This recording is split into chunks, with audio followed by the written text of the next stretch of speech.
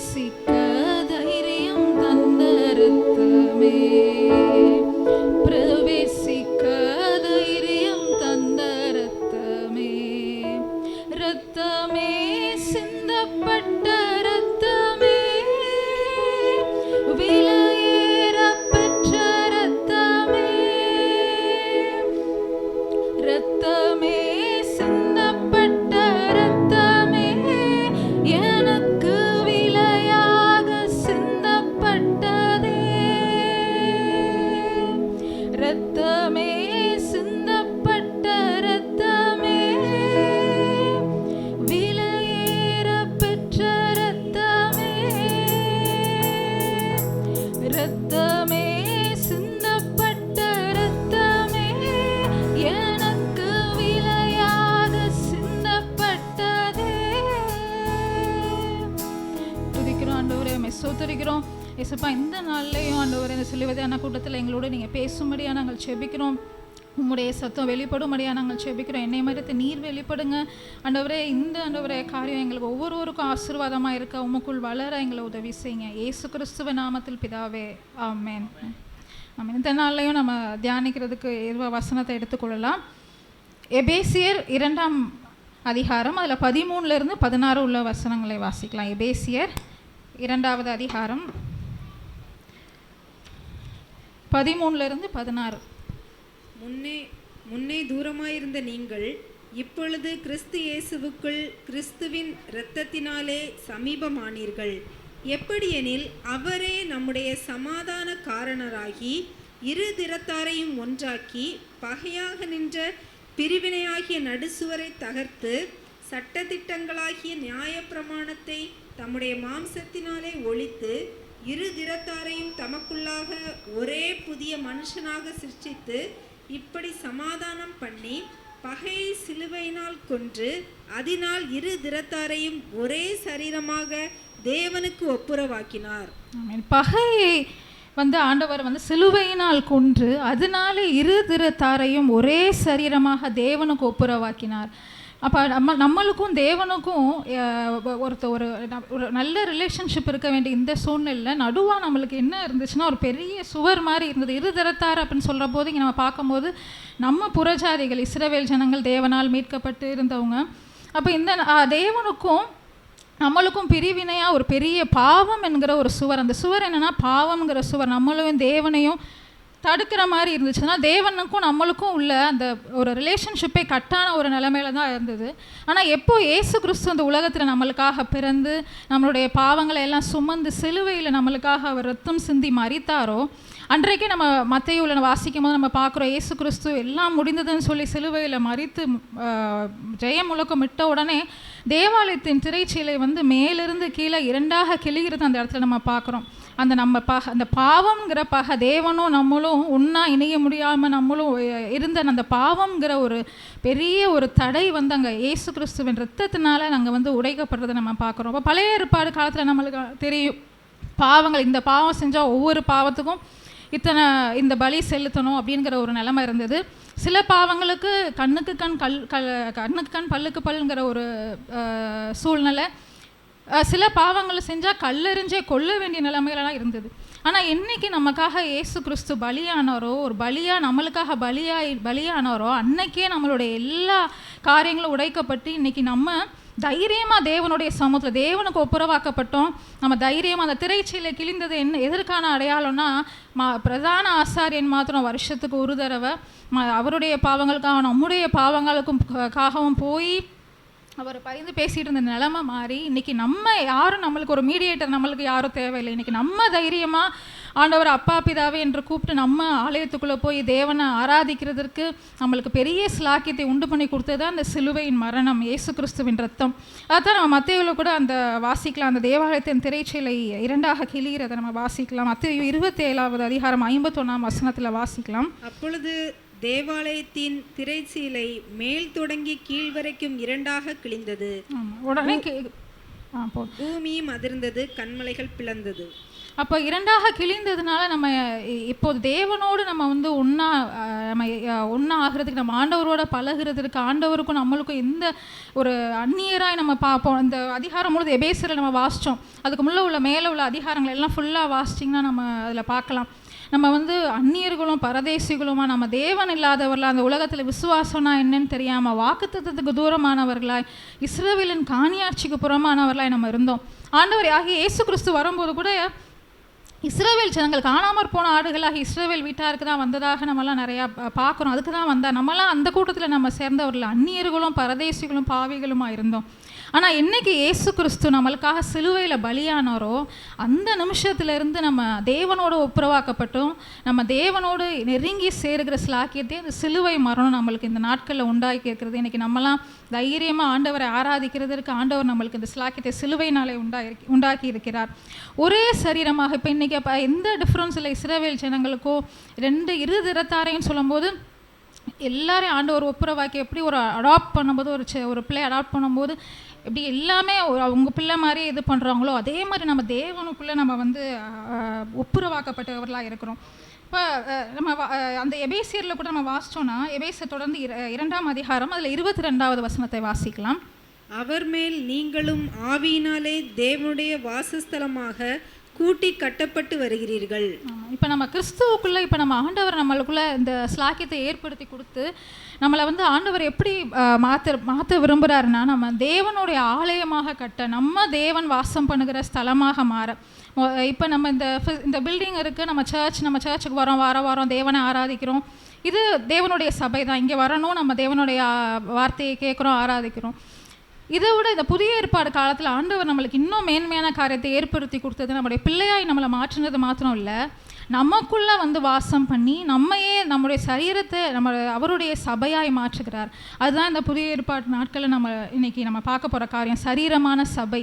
இந்த சரீரமான சபைங்கிறது நம்ம ஒவ்வொருத்தரும் தேவனுடைய சரீரமான சபையாக இருக்கிறோம். இதுவும் நம்ம இந்த சபைங்கிறது முக்கியம். நம்ம தேவனை ஆராதிக்கிற இடம், நம்ம வந்து இது பண்ணுற, நம்ம தேவனை தியானிக்கிற இடம். இதை விட இந்த நாட்களில் நம்ம தேவனுடைய சபையாய், நம்ம தேவனுடைய ஆலயமாய் ஆண்டவர் நம்மளை மாற்றி கொண்டு வருகிறார். இதுக்கு ஆதாரமாக நம்ம வாசிக்கும் போது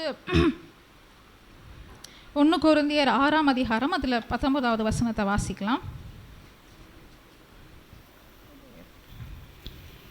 உங்கள் சரீரமானது நீங்கள் தேவனாலே பெற்றும் உங்களில் தங்கியும் இருக்கிற பரிசுத்த ஆவியினுடைய ஆலயமாய் இருக்கிறதென்றும் நீங்கள் உங்களுடையவர்கள் அல்லவென்றும் அறியீர்களா? நம்மளுடைய சரீரம் வந்து இப்போ யார் வாசம் பண்ணுகிற இடம் ஆயிடுச்சுன்னா, தேவன் வாசம் பண்ணுகிற இடம், பரிசுத்த ஆவியானவருடைய ஆலயமாக இருக்கிறது. அப்போ நம்ம இதுக்கு தலை யாருன்னா கிறிஸ்து தான் தலையாக இருக்கார் நம்மளுடைய சரீரத்துக்கு.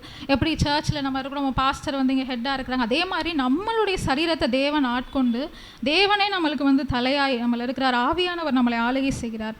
ஸோ அதனால் அதில் நம்மளுக்கு கிடைச்ச பெரிய பாக்கியம் அந்த நாட்களில் நம்ம வந்து ரட்சிக்கப்பட்டு தேவனுடைய ஜனங்களாய் மாறி நம்ம சபைக்கு வர்றோம். ஆண்டவர் நம்மளை வந்து தெரிந்து கொண்டு நமக்குள்ளே வாசம் பண்ணுறது நம்மளுக்கு கிடைத்த பெரிய ஸ்லாக்கியமாக இருக்கிறது. அப்போ நம்ம சரீரமான சபைங்கிறது நம்ம ஒவ்வொருவரும் தேவனுடைய சபையாக இருக்கிறோம். அப்போ இந்த சபை, நம்ம தேவனுடைய சரீரமான சபைங்கிறதுக்கு சில பர்சனாலிட்டிஸ் எல்லாம் நம்ம இன்றைக்கி தியானம் பண்ண போகிறோம். என்னென்ன பண்புகள் இருக்குது தேவனுடைய சபைனா, அதுக்கு என்னென்ன பண்புகள் இருக்குது அப்படிங்கிறது ஒரு சில காரியங்களை நம்ம தியானிக்கலாம். அதுலேயே நம்ம வாசிச்சோன்னா 1 கொரிந்தியர் 6:20 வசனம், அடுத்த வசனத்தை வாசிக்கலாம். கிரயத்துக்கு கொல்லப்பட்டீர்களே, ஆகையால் தேவனுக்கு உடையவைகளாகிய உங்கள் சரீரத்தினாலும் உங்கள் ஆவியினாலும் தேவனை மகிமைப்படுத்துங்கள். கிரயத்துக்கு கொல்லப்படி ஒரு ப்ரைஸ் கொடுத்து ஆண்டவர் வந்து அது என்ன விலைக்கு வாங்கியிருக்காருன்னா, அவர் சொந்த இரத்தத்தையே நம்மளுக்காக சிந்தி கிரயத்துக்கு கொல்லப்பட்டீர்கள்ன்றது அதான். அவருடைய எல்லா காரியங்களிலும் ஒரு பெரிய மகிமையான, அவர் பாவமே அறியாதவர், நம்மளுடைய பாவங்களுக்காக நம்மளுடைய அக்கிரமங்களுக்காக அவர் கடைசி சொட்டு ரத்தம் வரைக்கும் சிந்தி அதை விலையாக நம்மளுக்கு செலுத்தி நம்மளை மீட்டிருக்கிறார். அதனால் தேவனுக்கு உடையவளாகிய உங்கள் சரீரத்தினாலும் ஆவியினாலும் தேவனை மகிமைப்படுத்துங்கள். அப்போ இந்த சரீரம் நம்மளுடைய தேவனுடைய ஆலயமாக இருக்கிறதுனால நம்முடைய சரீரத்தினால நம்ம தேவனை மகிமைப்படுத்துகிறவர்களாக இருக்கணும். ஸோ எப்படி ஆண்டவருடைய காரியங்களை மகிமைப்படுத்துகிற தேவனுடைய ஆலயத்தில் காணப்பட வேண்டிய முக்கியமான பர்சனாலிட்டி நம்ம பார்க்கும்போது பரிசுத்தம். அது அந்த 1 கொரிந்தியர் 6 மேலே உள்ள வசனங்கள்லாம் வாசிக்கும்போது பவுல் வந்து எதெல்லாம் சொல்லிட்டு வராருன்னா, வேசித்தனத்திற்கு விலகி ஓடுங்க. அதப்பெல்லாம் சொல்லிட்டு வரும்போது தான் உங்களுடைய சரீரம் தேவனுடைய ஆலயமாக இருக்கிறது, நீங்கள் வந்து பரிசுத்த ஆவியார் வாசம் பண்ணுகிற இடம், இதெல்லாம் உங்கள் இடத்துல காணப்படலாமா சொல்லி அதுக்கு அதிகாரத்துலேயும் அவர் அந்த பாவத்தை குறித்து பேசி எச்சரிக்கிறது நம்ம பார்க்குறோம்.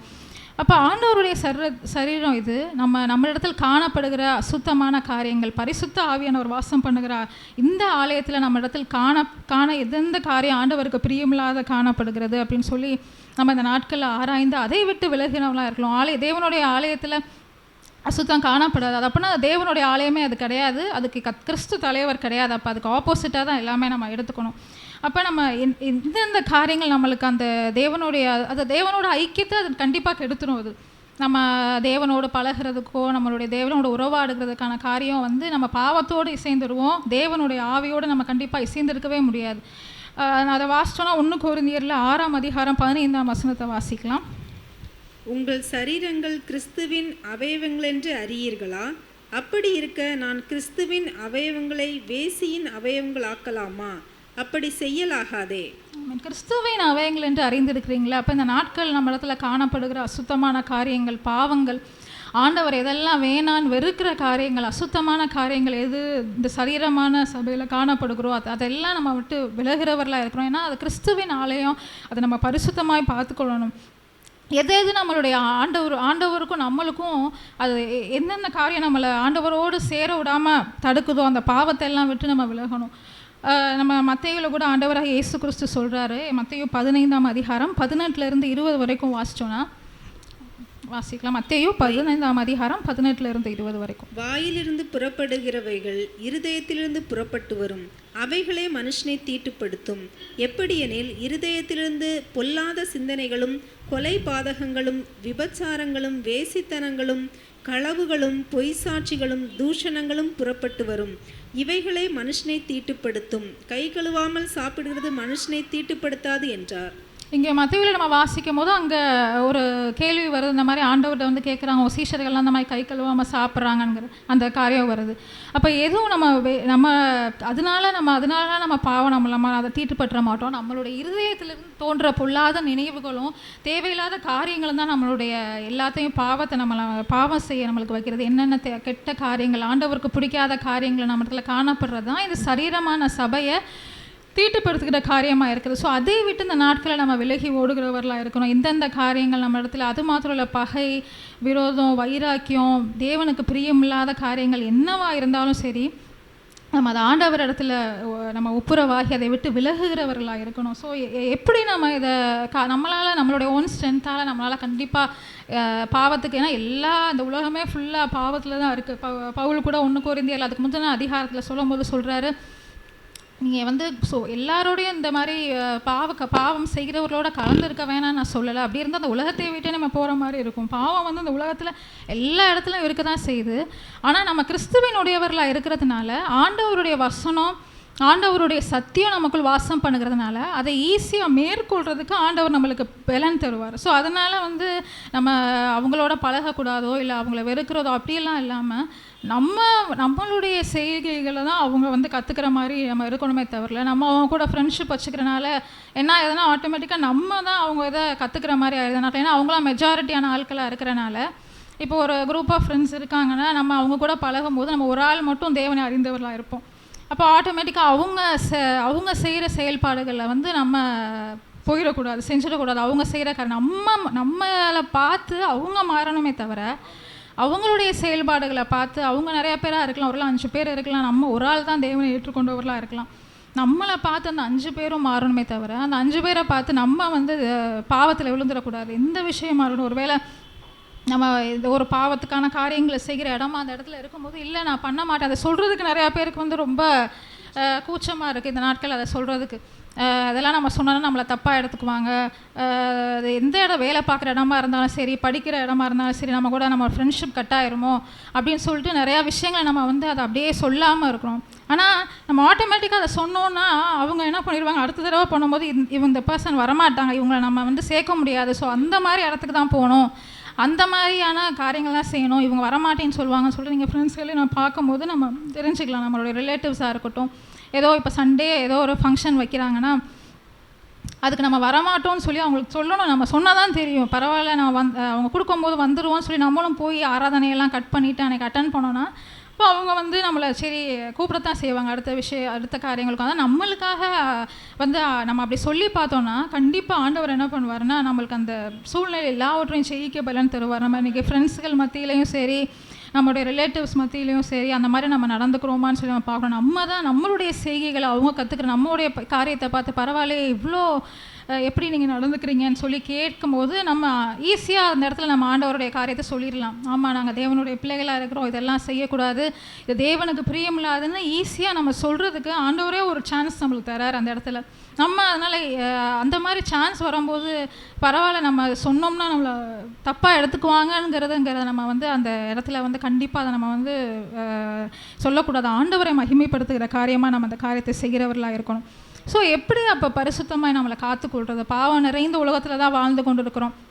ஆனால் நமக்குள்ளே ஆண்டவர் வாசம் பண்ணுவேன்னு சொல்லியிருக்கிறாரு. அப்போ இந்த பாவத்தை மேற்கொள்வது எப்படி அப்படின்னா வசனம் தான், ஆண்டவருடைய வசனம் தான் அந்த நாட்களில் நம்மளை சுத்திகரிக்கும். நம்ம சங்கீதத்தில் கூட வாசிக்கிறோம், 119ஆம் சங்கீதத்தில், வாலிபன் தன் வழியை எதனால் சுத்தம் பண்ணுவான், அவருடைய வசனத்தின்படி தன்னை காத்துக்கொள்கிறதுனால தானே.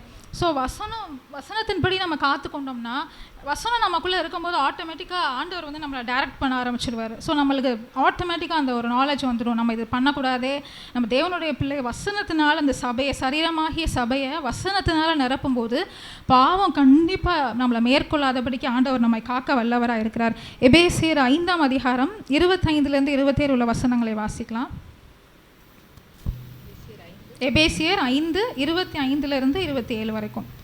புருஷர்களே, உங்கள் மனைவிகளில் அன்பு கூறுங்கள், அப்படியே கிறிஸ்துவும் சபையில் அன்பு கூர்ந்து தாம் அதை திருவசனத்தை கொண்டு தண்ணீர் முழுக்கினால் சுத்திகரித்து பரிசுத்தமாக்குகிறதற்கும் கரை திரை முதலானவைகள் ஒன்றுமில்லாமல் பரிசுத்தமும் பிழையற்றதுமான மகிமையுள்ள சபையாக அதை தமக்கு முன் நிறுத்தி கொள்வதற்கு தம்மைத்தாமே அதற்காக ஒப்பு கொடுத்தார். ஆமாம். இப்போ நம்ம கரை திரை முதலானவைகள் எல்லாம் ஒன்றும் இல்லாமல் பரிசுத்தமும் பிழையற்றதுமான மகிமையுள்ள சபையை அதை நிறுத்தும்படிக்கு ஆண்டவர் அவரை ஒப்பு கொடுத்துருக்கிறார். அதை நம்ம திருவசனத்தை கொண்டு அதை தண்ணீர் முழுக்கினால் சுத்திகரித்து அதை பரிசுத்தமாக்கி நம்ம வாசிக்கிறோம். அப்போ திருவசனம், அந்த வசனம், தேவனுடைய வார்த்தை தான் நம்மளை ஒவ்வொரு நாளும் பரிசுத்தமாக்குகிறதா இருக்கிறது, கழுவுறதா இருக்கிறது. ஸோ டெய்லி ஆண்டவரோட நம்ம வேதம் வாசிக்கிறோமா, வேத வசனம் நம்மளுக்கு வழிகாட்டுறதா அப்படின்னு இந்த நாட்களை நம்ம யோசித்து பார்க்கணும். ஒவ்வொரு நாளும் ஆண்டவரோட வேத வாசியில் கடமைக்கு ஒரு அதிகாரம் எனக்கு வாசிக்கணும் அப்படின்றதுக்காக வாசிச்சுட்டு போகிறோமா, இல்லை இப்போ நிறைய டெய்லி டிவோஷன்னு சொல்லிட்டு யூடியூப்லலாம் போடுறாங்க ஒவ்வொருத்தரும். ஸோ அதை பார்த்துட்டு ஒரு 5 minutes 3 minutes அதை பார்த்துட்டு அன்றைக்கி அதுலேயே அந்த நாளை அது ஒரு வசனம் சொல்லி ஓட்டுறாங்க, நம்ம அந்த நாளை ஓட்டிடுவோம் அப்படின்னு சொல்லிட்டு நம்ம அப்படி செயல்படுறோமா, இல்லை உண்மையிலே தேவ சமூகத்தில் உட்காந்து வசனத்தை வாசித்து இரவும் பகலும் அதில் தியானமாக இருக்கிறோமாங்கிறத நம்ம சிந்திச்சு பார்க்கணும். அப்படி தியானமாக இருக்கிறவங்களுக்கு இந்த மாதிரி காரியங்கள் நம்மளுக்கு ஈஸியாக நம்ம அதை ஓவர் கம் பண்ணிடலாம். என்ன விஷயம் நம்மளுக்கு பாவமான காரியங்கள் வரும்போது, ஏன்னா பவுல் இதை எழுதும்போது புறஜாதியாருக்கு எழுதலை, சபைக்குள்ளே இருக்கிற ஜனங்களுக்கு இந்த காரியத்தை சொல்கிறாரு. பாவமான காரியங்களை ஒவ்வொன்றா சொல்லி அதுக்கு முந்தின அதிகாரமும் சொல்லும்போது விபச்சாரத்தை பற்றி சொல்கிறாரு. இந்த மாதிரி பல பாவங்கள் சபைக்குள்ளே இருந்தனால தான் அதை அவ்வளோ ஓப்பனாக அவர் சொல்கிறாரு. ஸோ இந்த நாட்களில் நம்ம சபைக்குள்ளே நம்ம சரீரமாகிய சபையில் ஆண்டவர் வாசம் பண்ணுகிற நம்முடைய சரீரத்தில் எப்படிப்பட்ட காரியங்கள் காணப்படுகிறது நம்ம பார்க்கணும். நம்ம பரிசுத்தம் ரொம்ப முக்கியம். ஆண்டவரை பரிசுத்தம் இல்லாமல் ஆண்டவர் பக்கத்தில் சேரவே முடியாது. நம்ம என்னதான் நம்ம ஒருவேளை வெளியே அலங்காரமாக இருக்கலாம், ரொம்ப சுத்தமாக ரொம்ப நம்மளை கிளென்ஸ் பண்ணி அவ்வளோ இதாக இருக்கலாம், ஆனால் என்னதான் வெளியே நம்ம இருந்தாலும் உள்ள பரிசுத்தம் இல்லைன்னா ஆண்டவர் அதை பார்க்குறதுக்கு ஒரு ஸ்க்ரீன் மாதிரி, அந்த ஸ்க்ரீன் எப்படி இருந்துச்சு அதே மாதிரி தான் ஸ்க்ரீன் மாதிரி தான் நம்மளுக்கு இருக்கும். ஆண்டவரை நம்ம ஈஸியாக நம்ம ஆக்சஸ் பண்ண முடியாது. நம்ம பாவிகளாக தான் நம்ம இன்னும் இருப்போம். ஒருவேளை நான் நீதிமான் ஆக்கப்பட்டேன்னு வார்த்தையில் வேணால் சொல்லிக்கலாம், ஆனால் உண்மையிலே நம்ம இன்னும் பாவத்தில் தான் இருக்கிறவர்களாக இருப்போம். இப்போ ஆண்டவருடைய வார்த்தையை இரவும் பகலும் நம்ம தியானிக்கும் போது அது நம்மளை வழிகாட்டுகிற காரியமாக இருக்கிறது. டெய்லி நம்ம இந்த நாட்களில் எல்லார் கையிலையும் பைபிள் இருக்குது. பைபிள் சின்ன வயசுலேருந்தே நம்ம எல்லாருக்கும் நான் சண்டே கிளாஸில் கூட அடிக்கடி சொல்லுவேன், டெய்லி பைபிள் காலைல இன்றைக்கி பைபிள் வாசிச்சிங்களா அப்படின்னு சொல்லிட்டு சர்ச்சுக்கு வரதுக்கு முன்னால் கூட வாசிச்சுட்டு வந்தீங்களா அப்படின்னு சொல்லி நான் கேட்டிருக்கேன். ஏன் எங்கள் அம்மா அப்பா எங்களை சின்ன பிள்ளைலேருந்து பைபிள் வாசிக்க கம்பல்லாம் பண்ணது கிடையாது. அப்போல்லாம் இன்றைக்கி வாசித்தா தான் சாப்பாடு அப்படிலாம் சொல்லலை. ஆனால் ஆண்டவருக்குள்ளே வளர்த்தனால ஆட்டோமேட்டிக்காக எங்களுக்குள்ளே அந்த காரியம் வர ஆரம்பிச்சிருச்சு. வேதத்தை நாங்கள் வாசிச்சுட்டு எல்லா காரியங்களும் இன்றைக்கி செய்ய ஆண்டவர் உதவி செய்திருக்கிறார். ஸோ அதனால் சின்ன வயசுலேருந்து அந்த பைபிள் ரீடிங் வந்து நம்ம டெவலப் பண்ணிட்டு சின்ன பிள்ளைங்களுக்கு. ஸோ பைபிள் அன்றைக்கி வாசிக்கலையா அப்படின்னு நம்ம வந்து பார்த்துட்டே தான் இருக்கணும். நீ பைபிள் வாசித்தாங்களா இல்லையா அப்படின்னு சொல்லிட்டு பார்த்து நம்ம வந்து ஆண்டவருடைய வார்த்தை எப்படியாயிலும் ஒரு சின்ன வசனமாவது வாசிச்சுட்டு தான் வந்து அந்த காரியத்தை வந்து அவங்கள என்கரேஜ் பண்ணும்போது அவங்களே அதை ஆட்டோமேட்டிக்காக நம்மளை பழகிடுவாங்க. ஸோ ஆண்டவருடைய வார்த்தை இந்த நாட்டில் நம்ம வீட்டில் இருக்க பைபிள் நிறையா இடங்களில் இப்போ ஃப்ரீயாகவே பைபிள்லாம் நம்மளுக்கு கொடுக்குறாங்க. வாசிக்கிறோமா தியானிக்கிறோமாங்கிறதை நம்ம பார்க்கலாம். பைபிள் ஆப் ஒரு காரியத்தை பற்றி நான் கேட்டேன். ஒரு YouVersion அப்படிங்கிற ஒரு பைபிள் ஆப் இருக்குது. நிறையா பேருக்கு தெரிஞ்சிருக்கும். ஒரு 500 million டவுன்லோட்ஸ் மேலே அதில் அந்த ஆப்பில் வந்து டவுன்லோட் ஆகிருக்கு ப்ளே ஸ்டோரில். ஸோ அந்த YouVersionங்கிற ஆப் என்னென்னா, அந்த ஒரு ஆப்பில் எல்லா வேர்ஷனையும் நம்ம வந்து ஆக்சஸ் பண்ணிக்கலாம். எல்லா விதமான பைபிள் வேர்சஸையும் நம்ம வந்து ஆக்சஸ் பண்ணிக்கலாம் அந்த பைபிள் வேர்ஷன். அப்போ இந்த YouVersion டெவலப் பண்ண பைபிள் இன்ஜினியர், அந்த ஆப்பை டெவலப் பண்ண இன்ஜினியர்ஸ் எல்லாம் எப்போயும் என்ன பண்ணுவாங்களாம், வீக்லி ஒன்ஸ் வந்து ஒரு வாரத்துக்கு ஒரு தடவை உட்காந்து மீட்டிங் மாதிரி போட்டு இந்த ஆப்பை எப்படி டெவலப் பண்ணலாம், இதை வந்து என்ன பண்ணாலும் ஒரு மீட்டிங் மாதிரி நடத்துவாங்க போல். அப்படி அந்த மாதிரி மீட்டிங் ஒரு நாள் நடத்தி பேசிக்கிட்டு இருக்கும்போது இதை ஒரு 2-3 நாளாக ஒரு டெக்னிக்கல் கிளிச்சாக இருக்குது. அதாவது அந்த ஆப்பை வந்து நிறையா பேர் யூஸ் பண்ணுறதுனால, இப்போ எப்படி நம்ம 10th ரிசல்ட்டோ 12th ரிசல்ட்டோ வரும்போது ரொம்ப நம்ம டக்குன்னு நிறையா பேர் பார்க்குறதுனால கொஞ்சம் பஃபர் ஆகிட்டே இருக்கும். நம்ம ஓப்பன் பண்ண முடியாது அந்த ஆப்பெல்லாம், அந்த மாதிரி அந்த வெப்சைட்டையோ அந்த ஆப்பையோ. ஸோ அந்த பர்டிகுலர் டைமில் இந்த இன்ஜினியர்ஸ் எல்லாம் மீட்டிங் போகிற அந்த டைமில் இந்த ஆப் வந்து ஒரு கொஞ்சம் ப்ராப்ளமாக இருந்திருக்கு, எதுவும் ஓப்பன் பண்ண முடியாமல் இருந்திருக்கு. அப்போ என்னவாக இருக்கும்னு சொல்லிட்டு அந்த இன்ஜினியர்ஸ் எல்லாம் உட்காந்து டெவலப் பண்ணும்போது அதை மீட்டிங் பண்ணும்போது பேசிகிட்டு இருந்தப்போ அப்போ தான் ஒருத்தர் அந்த சர்ச் டேர்மில் வந்து ஒரு பிரச்சனை இருக்குது. என்னென்னா, ஒரு பர்டிகுலர் வார்த்தையை பல லட்சத்துக்கும் மேலான மக்கள் தேடி இருக்காங்க. நத்தானியல், அதாவது நாத்தான்வேல்ங்கிற அந்த கேரக்டரை அந்த ஒரு வார்த்தையை பல உலகத்துலேருந்து எல்லாரும் தேடினால அது அப்படியே அந்த ஆப்பே நின்றுச்சு. ஸோ என்ன காரணம், நாத்தான்வேல் வந்து பார்த்துருக்காங்க என்ன விஷயம் அப்படின்னு சொல்லிட்டு பார்க்கும்போது தான் அந்த டைமில் அந்த ஒரு 2-3 வருஷத்துக்கு முன்னால் நடந்ததுன்னு வச்சுக்கோங்களேன். சோசன்கிற அந்த ஃபிலிமோட 2nd சீசன் வந்து அந்த முந்தின நாள் நைட்டு ரிலீஸ் ஆகிருந்துருக்கு. அதில் வந்து அப்போ தான் அந்த நாத்தான்வேலை வந்து அதில் அந்த கேரக்டரை இன்ட்ரடியூஸ் பண்ணுறாங்க. அப்போ இதை பார்த்துட்டு இவங்க எல்லாருக்கும், ஏன்னா அந்த பைபிள் வாசிக்காத ஆளுக்க, பைபிளில் இவர் யாருன்னே தெரியாத ஆளுக்க, பைபிளில் வந்து இந்த காரியம் எந்த இடத்துல இருக்குது, இவரை பற்றி என்ன இதுன்னே தெரியாத ஆளுங்க எல்லாம் போய் ஏன்னா அந்த ஆப்பில் என்ன ஒரு இதுனா ஃபீச்சர்னால், நம்ம எதாவது நம்மளுக்கு தெரியாத அந்த வசனம் போட்டு தேடணும்னு தேவையில்லை. இந்த மாதிரி நாத்தான்வேல்னு சொல்லி போட்டாலே அங்கே எங்கே இருக்கோ அதை ஃபுல்லாக நம்மளுக்கு வந்து அதை நம்மளுக்கு காமிச்சு கொடுத்துரும். ஸோ அதை போட்டு அன்றைக்கி தேடினால அந்த ராத்திரி அந்த ஆப்பே ஃபுல்லாக ஜாம் ஆயிடுச்சான். அப்போ தான் வந்து அவங்க சொல்லியிருக்காங்க, ஒருத்தர் சொல்லியிருக்காரு, நேற்று ஒரு சீசன் 2 சோசனில் ரிலீஸ் ஆச்சு, அதனால தான் வந்து இந்த மாதிரி எல்லாரும் தேடி இருக்காங்க, நாத்தான்வேலை நேற்று அந்த கேரக்டரை இன்ட்ரடியூஸ் பண்ணனால தான் இவ்வளோ காரியம் அப்படின்னு சொல்லிட்டு இது பண்ணி அவர் அந்த டைரக்டர் சொல்கிறார், அந்த சோசனுடைய டைரக்டர். சோசன்கிற மூவி வந்து ஆண்டவராக இயேசு கிறிஸ்துவை பற்றின ஒரு பாடம் நீங்கள் வந்து பார்த்துருப்பீங்கன்னு நினைக்கிறேன். ஆண்டவராக இயேசு கிறிஸ்துனுடைய காரியங்களை ஒவ்வொரு சீசனாக ரிலீஸ் பண்ணிகிட்டே வராங்க. அதில் அந்த சீசன் 2ல் வந்து அந்த காரியத்தை தான் எல்லோரும் தேடி பார்த்துருக்காங்க. அப்போ இங்கே ஆண்டவருடைய அப்போ அதில் உள்ள டெஸ்டிமனிலாம், அதில் சாட்சிகளாக நிறையா கேட்கும்போது என்ன சொல்கிறாங்க அப்படின்னா, அந்த ஃபிலிமை பார்த்ததுக்கப்புறம் அந்த சோசனை பார்த்து நாத்தான்வேலோட காரியத்தெல்லாம் சர்ச் பண்ணப்போ என்னென்னா, நிறையா பேர் எங்களுக்கு தெரியாது, அதனால தான் நாங்கள் வந்து நிறையா சர்ச் பண்ணோம். இல்லை பைபிளில் நான் வாசிச்சிருக்கேன், பைபிள் கிறிஸ்டியன் தான், ஆனால் பைபிள் வாசிச்சே பல நாள் ஆயிடுச்சு, அதை எடுக்கவே இல்லை, அதனால் எல்லாம் மறந்துருச்சு, அந்த இன்சிடெண்ட் என்ன, நாத்தான்வேலை பற்றின காரியம் என்ன எதுவுமே தெரியல, பைபிளை மூடியே பல நாள் ஆச்சு. ஆனால் ஆட்கள்லாம் அன்றைக்கி பைபிளை ஓப்பன் பண்ணியிருக்காங்க.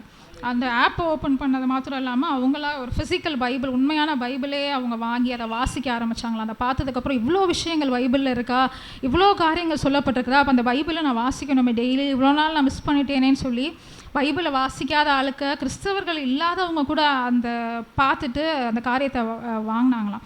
அப்போ அந்த பைபிளை அந்த ஆப் டெவலப் பண்ணவங்களுக்கே ஒரே ஆச்சரியம், ஆண்டவர் வந்து இவ்வளோ காரியத்தை வந்து செய்கிறார் அப்படின்னு சொல்லிட்டு நம்ம பார்க்குறப்போ, இந்த நாட்கள் நம்மளுக்கு பைபிள் ஈஸியாக ஆக்சஸ் பண்ணுற காரியங்கள் இருக்கிறது.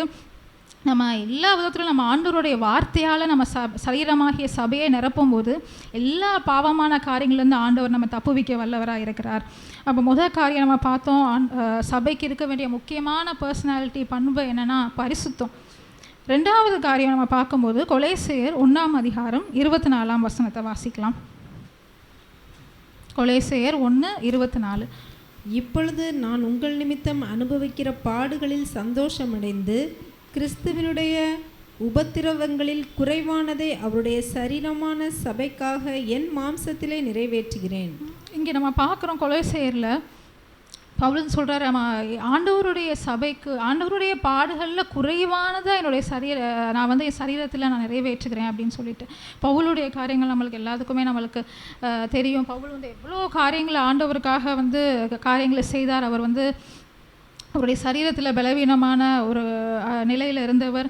அதே போல் 2 கொரிந்தியர் 11:24-28 வரைக்கும் வாசிக்கலாம். 2 கொரிந்தியர் 24-28 வரைக்கும், 11:24-28 வரைக்கும். யூதர்களால் ஒன்று குறைய 40 அடியாக 5 தரம் அடிபட்டேன். 3 தரம் மிலாறுகளால் அடிபட்டேன். 1 தரம் கல்லெறியுண்டேன். 3 தரம் கப்பர் சேதத்தில் இருந்தேன். கடலிலே ஒரு ராப்பகல் முழுவதும் போக்கினேன். அநேகம் தரம் பிரயாணம் பண்ணினேன். ஆறுகளால் வந்த மோசங்களிலும் கள்ளர்களால் வந்த மோசங்களிலும் என் சுய ஜனங்களால் வந்த மோசங்களிலும் அந்நிய ஜனங்களால் வந்த மோசங்களிலும் பட்டணங்களில் உண்டான மோசங்களிலும் வனாந்திரத்தில் உண்டான மோசங்களிலும் சமுத்திரத்தில் உண்டான மோசங்களிலும் கள்ள சகோதரரிடத்தில் உண்டான மோசங்களிலும் பிரயாணத்திலும் வருத்தத்திலும் அநேக முறை கண்விழிப்புகளிலும் பசியிலும் தாகத்திலும் அநேக முறை உபவாசங்களிலும் குளிரிலும் நிர்வாணத்திலும் இருந்தேன். இவை முதலானவைகளை அல்லாமல் எல்லா சபையும் குறித்து உண்டாயிருக்கிற கவலை என்னை நாள்தோறும் நெருக்குகிறது. பவுல் அவருடைய எவ்வளோ பாடுகளை பற்றி அவர் சொல்கிறார், எங்கெங்கெல்லாம் எவ்வளோ கஷ்டப்பட்டார். அவர் ஆண்டவரை ஏற்றுக்கொள்வதுக்கு முன்னால் அவர் இருந்த வாழ்க்கை வேறு, ஆனால் ஆண்டவரை ஏற்றுக்கொண்டதுக்கப்புறம் அப்படியே டோட்டல் டிரான்ஸ்ஃபர்மேஷன் ஆகி இப்போது எல்லா இடத்துலையும் அவருக்கு படுக்க கூட அந்த நைட்டு எங்கே படுப்பார், என்ன எதுனே தெரியாது, எந்த டைமில் எது நடக்கும், கப்பர் சேதம், இப்படி பல இதில் இருக்கிறாரு. மரணம் வரும் என்று நிச்சயித்திருந்தோம் அப்படின்லாம் வந்து அவர் சொல்கிறார் கப்பர் பயணத்தில் போகும்போது. ஸோ இப்படிப்பட்டதான பல பாடுகளை அனுபவித்த பவுல் தான் கொலேசியரில் சொல்கிறாரு, கிறிஸ்துவினுடைய பாடுகளில் குறைவானது. கிறிஸ்துவனுடைய பாடுகள் நம்மளுக்கு தெரியும் எவ்வளவு ஒரு ஆண்டவர் வந்து அவர் தேவனுடைய ரூபமாக இருந்த அவர் மனுஷ ரூபமாக நம்மளுக்காக அவர் காணப்பட்டு நம்ம அந்த உலகத்தில் எவ்வளோ பாடுகளை ஏற்றுக்கொண்டு நம்மளுடைய எல்லா காரியங்களையும் சுமந்தார். ஸோ அவருடைய பாடுகள் எல்லாம் நம்ம கம்பேர் பண்ணும்போது பவுல் வந்து இதை பற்றி சொல்கிறார், அதில் நான் குறைவானதான் அப்படி நான் கம்பேர் பண்ணும்போது பார்த்தா நான் வந்து செய்கிறேன் அப்படின்ற மாதிரி சொல்கிறார். அப்படி பார்க்கும்போது அப்போ பவுல் இவ்வளோ விஷயங்களை பவுலோட காரியத்தை வாசிக்கும் போதே நம்மளுக்கு பயங்கரமாக இருக்குது. இப்போ நம்மளுடைய பாடுகள் இந்த நாட்களில் அதெல்லாம் கம்பேர் பண்ணி பார்க்கும்போது அப்படியா இருக்குது அப்படின்னு சொல்லி நம்ம யோசித்து பார்க்கணும். அப்போ கிறிஸ்துவுக்குள்ளே நம்ம படுகிற பாடுகள் உபத்திரவங்கள் அந்த கிறிஸ்துவின் சரீரமாகிய சபை அனுபவிக்கிற எல்லா காரியங்களையும் ஆண்டவர் வந்து பார்த்துக்கிட்டு தான் இருக்கிறாரு. ஸோ இந்த பாடுகள் இந்த உபத்திரவங்கள் எல்லாம் நம்மளை வந்து அழிக்கிறதுக்கு ஆண்டவர் வந்து அனுமதிக்கலை. அதெல்லாம் நம்மளை கிறிஸ்துவனுடைய சரீரமாகிய சபை வளர்வதற்கு ஏதுவாக தான் ஆண்டவர் அதை அனுமதிக்கிறார் என்பதை நம்ம உணர்ந்து கொள்ளணும். நம்ம இந்த சரீரத்தில் நம்ம இந்த நாட்களில் நம்ம படுகிற என்னென்ன பாடுகளாக இருக்கணும், ஒவ்வொருத்தருக்கும் ஒவ்வொரு பிரச்சனைகள் இருக்கலாம். ஆனால் இதெல்லாம் வந்து ஆண்டவருடைய மகிமைக்கு ஏதுவாக தான் ஆண்டவர் நடத்துவாரே தவிர எந்த காரியத்தையும் ஆண்டவர் செய்யும் போது நம்மளுக்கு வந்து ஒரு ஸ்ட்ரென்த் நம்மளுக்கு அதில் தந்து தான் அதில் ஏதோ ஒரு மகிமையை வச்சு தான் ஆண்டவர் அனுமதிக்கிறவராக இருக்கிறார். எல்லாருக்கும் உண்டான பாடுகள் இப்போ நம்ம பவுலோட காரியத்தை பார்க்கும்போதே பவுல் வந்து இவ்வளோ பாடுகள் மத்தியில் அவர் வந்து பலவீனத்தில் பலனாக இருக்கிறேன், அது பலவீனத்தை குறித்து அவர் மேன்மை பாராட்டுகிறார். ஏன்னா கிறிஸ்துவின் பலனை மேலே இருக்கிறதுனால அதை மேன்மை பாராட்டுகிறார்.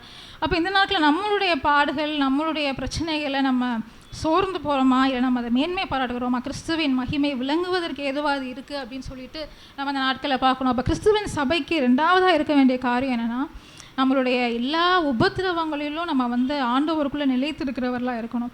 இந்த நாட்களில் உபத்திரவத்தை பார்த்தோன்னே என்ன நம்ம ஆண்டவரை நம்பி வந்தோம், இவ்வளோ பாடுகள் கிறிஸ்துவின் சபையை நம்ம ஆண்டவர் நம்மளை ரட்சித்தார் ஏற்றுக்கொண்டார்னு சொல்லிட்டு இவ்வளோ பிரச்சனைகள் வருதுன்னு சொல்லிட்டு நிறையா பேர் பாதியிலே ஆண்டவரை விட்டுட்டு போகிறத பார்க்குறோம்.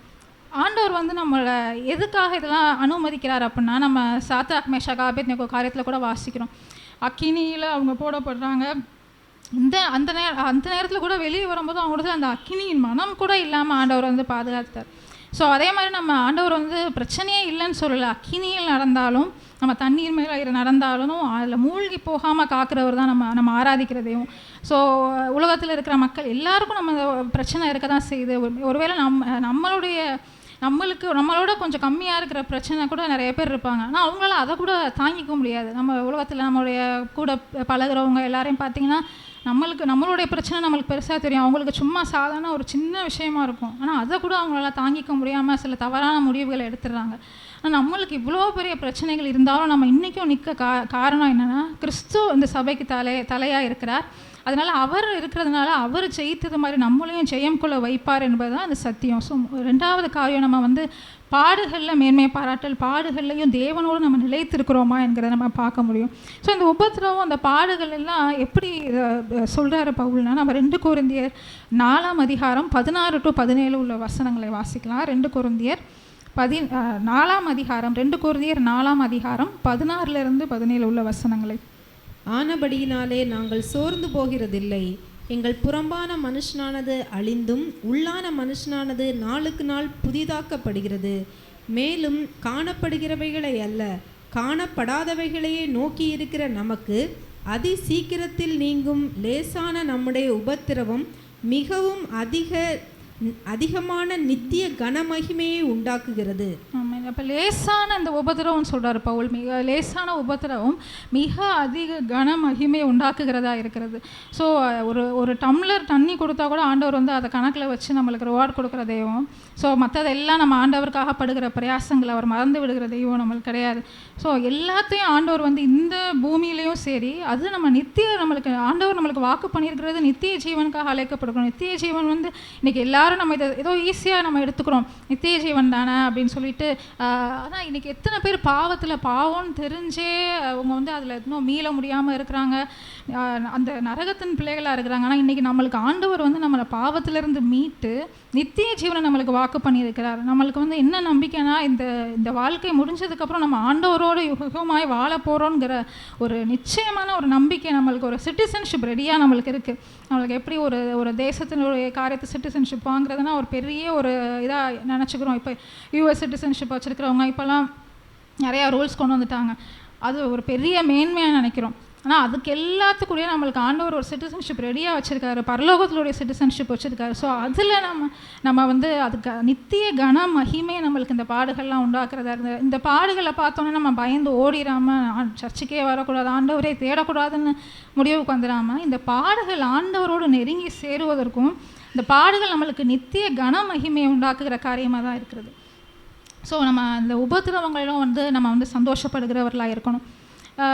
கோவிட் டைமில் கூட என்னோடய பர்சனல் லைஃப்பில் நான் நடந்த காரியத்தை சொல்கிறேன்.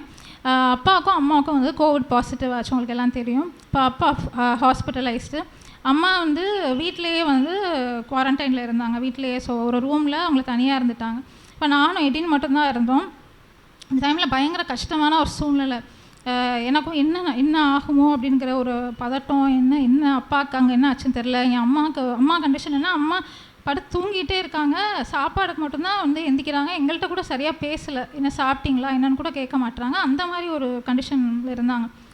அப்போது நான் தனியாக இருந்தனால நான் மட்டும்தான் ரூம்குள்ளே போய் மாஸ்க்கு எல்லாம் சானிடைசர்லாம் போட்டுட்டு சாப்பாடுக்கு மட்டும் எழுப்பி சாப்பாடு கொடுத்துட்டு வர சூழ்நிலை, அந்த மாதிரி டைம். இப்போ ஒரு நாள் எனக்கு பயங்கர ஒரு சோர்வு எனக்குள்ளே வந்துருச்சு. என்னால் எந்திக்கவே முடியல அந்த டைமில். ஒரு சேரில் போய் உட்காந்துட்டு, ஆண்டவரே என்னால் இன்றைக்கி சுத்தமாக சமைக்க கூட முடியலைன்னா, நான் சமைச்சா அதை நான் கூட சாப்பிடாம தான் இருந்தேன். ஏன்னா என்னால் சாப்பிட முடியல அந்த டைமில். வெறும் பால் அதை மட்டும் குடிச்சிட்டு இருந்தேன். ஸோ அம்மாவுக்கு சாப்பாடு கொடுக்கணும். ஏன்னா அடுத்தடுத்து சொந்தக்காரங்கள்ட்ட ஃபோன் வந்துகிட்டே இருக்குது. ஒரு மாமா பெரியப்பா எல்லோரும் ஃபோன் பண்ணி என்ன கொடுத்த அம்மாவுக்கு, என்ன கொடுத்த, என்ன சாப்பிட்டாங்கன்னு கேட்குறாங்க. கொஞ்சம் ஃபோன் பண்ணி கேட்பாங்களே, ஏதாவது செய்யணுமே. ஆனால் அம்மாவுக்கும் அவங்கள பேஷண்ட்டாக இருக்கிறவங்க அவங்களும் இது பண்ணக்கூடாது, ஏன்னா ஒரு இது. ஆனால் என்னால் சுத்தமாக எழுந்திரிச்சு சமைக்கவே முடியலை. அப்படியே சேரில் நான் உட்காந்துட்டு ஆண்டவர்கிட்ட சொன்னேன், என்னால் முடியல ஏசப்பான்னு சொல்லிட்டு. எங்கள் சித்திக்கு நான் கால் பண்ணி, சித்தி நீங்கள் அங்கே அந்த டைமில் வரவே முடியாது, ஆனால் நான் கால் பண்ணி சித்தி எனக்காக வர முடியுமா அந்த டைம்லன்னு கேட்டப்போ அவங்க ஆச்சரியமாக பார்த்தாங்க. இந்த டைமில் எப்படி கோவிடாக இருக்கிற டைமில் இப்போ வர சொல்கிறேன், யாரும் ட்ராவல் பண்ணுறது, பாஸ் போட்டு வரணும் அந்த மாதிரி. என்னால் சுத்தமாக முடியல சித்தி, நான் என்ன செய்ய போகிறேன்னு தெரியல. அம்மாவோட தங்கச்சி 2 பேர் திருச்சியில் இருக்காங்க. அவங்கள்ட்ட நான் சொல்லிகிட்டு இருக்கும்போது அவங்களும் ஒன்றும் கேட்டுட்டு நான் வரமாட்டேன் அப்படிலாம் எதுவும் சொல்லாமல், அதெல்லாம் ஒன்றும் இல்லை பார்ப்போம் எப்படி வர்றது அப்படிலாம் பேசிட்டு இருந்துட்டு விட்டுட்டாங்க. அப்புறமும் இது நம்ம வர சொல்கிறோமே இந்த டைமில் அப்படின்ற மாதிரி எனக்கும் இதாக இருந்துச்சு. ஆனால் ஏன்னா சுத்தமாக முடியல. மத்தியானம் சமைக்கணும், ஒரு 12 மணி 1 மணிக்கிட்ட ஆயிடுச்சு, சுத்தமாக எந்திக்க முடியல. அப்போ அவங்க சித்தி ஒரு விஷயம் சொன்னாங்க, நான் வந்து ஒன்று வேணால் நான் செய்கிறேன், நான் வந்து போய் இப்போ நான் ப்ரேயர் பண்ணால் அது மட்டும் தான் என்னால் செய்ய முடியும் அப்படின்னு. அப்போ எனக்கும் சரி ஃபைனலாக அதான் எல்லோரும் சொல்லுவாங்க அப்படின்ற மாதிரி எனக்கு இருந்துச்சு. சரி ஆண்டவரே அப்படின்னு சொல்லிட்டு இவாஞ்சலும் லைன்லேயே தான் இருப்பாள், எப்போயும் வீடியோ காலில் லைன்லேயே இருப்பாள். அப்படியே நாங்கள் 2 பேரும் பேசிகிட்டே இருப்போம். அப்போ அவளும் சரி ப்ரேயர் பண்ணுவோம் அப்படின்னு சொல்லிட்டு நாங்கள் அப்படியே ஆண்டவரே என்னால் முடியல, நீங்கள் பார்த்துக்கங்க, என்னை பலப்படுத்துங்க, நான் வந்து இப்படி அம்மாவுக்கு சாப்பாடெலாம் கொடுக்கணும், நான் என்ன செய்ய போகிறேன்னு தெரில அப்படின்னு சொல்லி நானும் படுத்துட்டேன்னா என்ன செய்கிறது. கரெக்டாக ஜோம் பண்ணி கொஞ்ச நேரத்தில் கூட ஆகணும். என்னுடைய மனசுலேயும் ஒரு பெரிய பாரம் இருந்துச்சு. அதுவும் போய் ஃபிசிக்கலாகவும் என்னால் முடியாமல் இருந்தது. எங்கேருந்து ஒரு ஸ்ட்ரென்த் வந்துச்சுன்னே தெரில. நான் எந்திரிச்சு போய் நிறையா அன்றைக்கி வந்து எப்போயும் சமைக்காத மாதிரி அன்றைக்கி நிறையா டிஷ்ஷெல்லாம் நான் பண்ணேன்னா நிறையா அடுத்தடுத்து அம்மாவுக்கு சாப்பாடு கொடுத்துட்டே இருக்கணும், கொஞ்சம் நல்லா கொஞ்சம் ஸ்ட்ரென்த்தாக இருக்கணுன்றதுக்காக நிறையா கொடுக்க சொல்லுவாங்க. ஸோ நிறையா விஷயம்லாம் பண்ணி கரெக்டாக டைமுக்கு சாப்பாடு ஆண்டவர் கொடுக்கவும், கொஞ்ச நேரத்துலேயே அம்மாவும் எழுந்திரிச்சு உட்காந்து நல்லா பேசவும், அன்றைக்கி சாயங்காலம் ஹாஸ்பிட்டல் அப்பாயின்மெண்ட் இருந்துச்சு, அன்றைக்கி தான் போயிட்டு வரவும், அன்றைக்கி ஒன்றுமே இல்லைன்னு சொல்லவும் ஆண்டவர் வந்து அற்புதம் செய்தார். இப்போ கரெக்டாக எங்கள் சித்தி ஈவினிங் கால் பண்ணி கேட்டாங்க, நான் ப்ரேயர் பண்ணேன், உனக்கு ஒரு உன் வாய்ஸ் இப்போ என்கிட்ட சாயங்காலம் என்கிட்ட பேசும்போதே உன் வாய்ஸே கொஞ்சம் வித்தியாசமாக தெரியுது, காலையில் பேசுனதுக்கும் இப்போக்கும் நல்ல வித்தியாசம் இருக்குது, உனக்கு ஏதாவது டிஃப்ரென்ஸ் உணர முடிஞ்சா என்னன்னு கேட்டாங்க. அப்போ நான் சொன்னேன், ஆமாம் சரி மத்தியானம் ஒரு எத்தனை மணி இருக்கும் அப்படின்னு சொல்லி அவங்களும் கேட்டாங்க. ஒரு 2 மணி ஒரு 2 மணி அந்த டைம் மாதிரி இருக்கும் அப்படின்னு சொன்னேன். அந்த டைமில் எனக்கும் ஃபீல் பண்ண முடிஞ்சுச்சு, தேவனுடைய பிரசன்னத்தினால ஆண்டவர் உன்னை நிரப்புறத என்னால் ஃபீல் பண்ண முடிஞ்சுன்னு சொன்னாங்க. அதுக்கப்புறம் வந்து எனக்கு அந்த சோர்வே வரல, மனசில் இருந்த அந்த கவலையெல்லாம் ஆண்டவர் மாற்றினார். நான் எந்திரிச்சு எல்லா வேலையும் செய்ய ஆண்டவர் என்னை பலப்படுத்தினார். நான் யாருடைய ஹெல்ப்பும் இல்லாமல் யாரையும் அந்த ஃபோன் கூட வந்து சில நேரம் அந்த ஃபோனே ஏகப்பட்ட ஃபோன் வந்துட்டுருக்கும் மாற்றி. ஆனால் அந்த டைமில் நான் ஃபோனே அட்டன் பண்ணாமல் நான் ஒருத்தட்ட மட்டும் எங்கள் பாட்டிகிட்ட அம்மாச்சிட்ட மட்டும் சொல்லிவிட்டு நீங்கள் சொல்லிடுங்க எல்லாத்தையும் அப்படின்னு சொல்லிட்டு அவங்கள்ட்ட மட்டும் நான் பேசுகிற முடியும். அவ்வளோ ஆண்டவர் அந்த பிஸியாக அந்த டைமில் என்னை வேலையெல்லாம் செய்ய என்னை பலன் தந்து நடத்தினார். ஸோ அந்த உபத்திரவங்கள் இந்த பாடுகள் மத்தியில் ஆண்டவர் நம்மளை விட்டு விலகாமல் நம்மளோட கூட இருந்து நம்மளை ஸ்ட்ரென்தன் பண்ணி அவரோடு கூட நெருங்குறதற்கான காரியத்துக்கு தான் நம்மளை இந்த காரியங்களெல்லாம் அனுமதிக்கிறார். ஸோ இந்த மற்றவங்களுடைய விஷயங்கள் நம்மளுக்கு எப்படின்னு தெரியல, ஆனால் தேவனுடைய பிள்ளைகளாக இரத்தத்தினால் மீட்கப்பட்டிருக்கிற நம்மளுக்கு இருக்கிற பெரிய அட்வான்டேஜ் என்னென்னா, நம்ம அக்கினியில் நடந்தாலும் அதுக்காக எந்த உபத்திரமும் போராட்டமும் வராதுன்னு இல்லை, அதுக்குள்ளே இருந்தாலும் நம்ம எந்த சேதமும் இல்லாமல் வெளியே வரும். அதுதான் இந்த காரியம், அது நித்திய கன மகிமையை உண்டாக்குகிற காரியமாக இருக்கிறது. ஸோ சபைக்கு இருக்கிற முதலாவது பர்சனாலிட்டி நம்ம பார்த்தோம், பரிசுத்தம் ரொம்ப அவசியம் ஆண்டவரை ஆராதிக்கிற இந்த சரீரமான சபையில். 2வது உபத்திரவங்கள் பாடுகள் மத்தியில் நம்ம ஆண்டவரோடு நெருங்கி சேர்கிறவர்களாக இருக்கணும் என்று பார்த்தோம். 3வது ஒரு காரியத்தை நம்ம பார்க்கலாம். யூதா 24-25 உள்ள வசனங்களை வாசிக்கலாம். யூதா 24-25.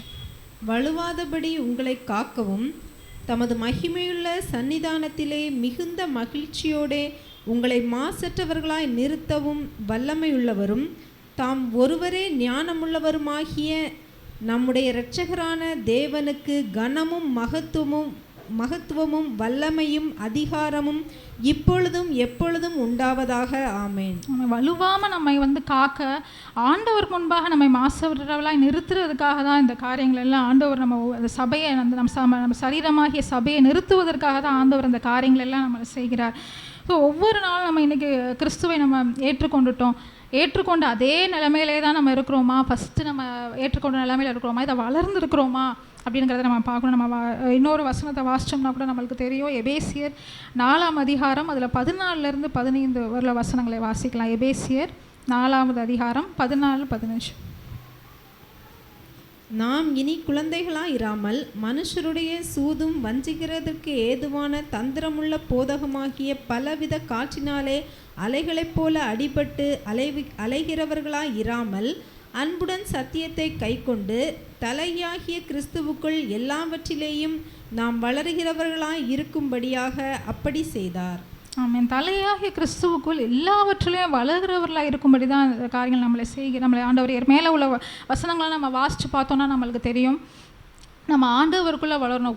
குழந்தைகளை போல் நம்ம வந்து பலவிதமான போதனைகள் நிறைய அந்த நாட்களில் போதனைகள் வேற்று விதமான காரியங்கள் போதனைகள்லாம் நம்ம எழும்பி இருக்கிறத பார்க்குறோம். ஸோ இந்த போதனைகள் இருந்தெல்லாம் நம்ம ஆண்டவரை விட்டு வழி தவறாமல் நிலைத்திருக்கணும். இந்த சபை இந்த நாட்களில் நம்மளுடைய சரீரமான சபை வந்து நிலைத்திருக்கணும்னா அதுக்கு முக்கியமான காரியம் நம்ம பார்க்கும்போது ஆண்டவர் கூட வளருகிறவர்களாக இருக்கணும். அதுக்கு மேலே உள்ள வசனங்கள்லாம் நம்ம வாசித்தோன்னா ஆண்டவர் வந்து பக்தி விருத்தி உண்டாக்குவதற்கு ஏதுவாக தான் இந்த காரியங்களை நம்மளுக்கு சபை நம்ம இப்போ சபைக்கு இந்த நாட்களில் வந்து சில விதமான கூட்டங்கள் இப்படி ஆராதனைகள்லாம் பங்கு பெறுகிற காரியம் எதுக்குன்னா நம்மளை பக்தி விருத்தி உண்டாக்குகிறதுக்கு ஏதுவான காரியங்கள். அதற்காக ஆண்டவர் வந்து சபையில் சிலரை வந்து அதில் பவுல் சொல்றார், போதகராகவும் அப்போஸ்தலராகவும் தீர்க்கதரிசிகளாகவும் சிலரை ஏற்படுத்தி இருக்கிறாருன்னு சொல்லி மேலே உள்ள வசனங்கள் நம்ம வாசித்தா நம்மளுக்கு தெரியும். ஸோ இந்த நாட்களில் அந்த மாதிரி வசனங்கள் வார்த்தைகளை நம்ம கேட்கும்போது நம்ம ஆண்டவருடைய காரியங்களை பக்தி விருத்தி அடைந்து நம்ம அந்த சபையாகிய சரீரம் வளர வேண்டும் என்று சொல்லி தான் ஆண்டவர் விரும்புகிறார்.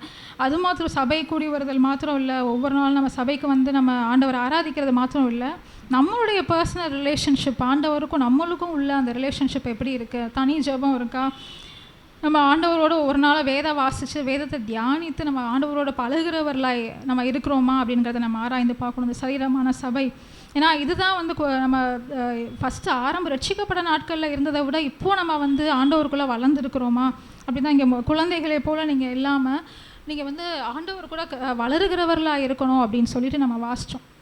அதே மாதிரி இந்த மாதிரி காரியங்கள் எல்லாம் வளருகிறவரில் நம்ம இருக்கணுமே தவிர தேவையில்லாத போதனைகள் அந்த நாட்களில் எழும்பி இருக்கிறது போல் நம்ம அதுக்கு இடம் கொடுத்தோம்னா நம்ம வலுவி போகிறதுக்கு சான்ஸ் இருக்குது. ஸோ அதை எப்படி நம்ம தெரிஞ்சுக்கிறது, எப்படி டிசைன் பண்ணிக்கிறது, இது வந்து ஆண்டவருடைய வார்த்தை தானே. நம்மளுக்கு ஆண்டவருடைய வார்த்தை நம்ம ரெண்டாவது பாயிண்ட் நம்ம பார்த்த மாதிரி பரிசுத்தமாக வாழ்கிறதுக்கு ஆண்டவருடைய வசனம் நம்ம சுத்திகரிக்கிறதுங்கிறது வாசித்தோம். அந்த வசனம் நமக்குள்ளே இருக்கும்போது ஆட்டோமேட்டிக்காக நம்மளுக்கு வந்து தெரிஞ்சிடும் இந்த காரியம் ஆண்டவரால் உண்டானதில்லை, இது ஆண்டவருடைய காரியம் இல்லை, ஆண்டவருடைய வேதத்துக்கு புறமான காரியம்னு சொல்லிட்டு நம்ம வந்து அதிலிருந்து விலகி நம்ம வாழ ஆண்டவர் உதவி செய்கிறவராக இருக்கிறார்.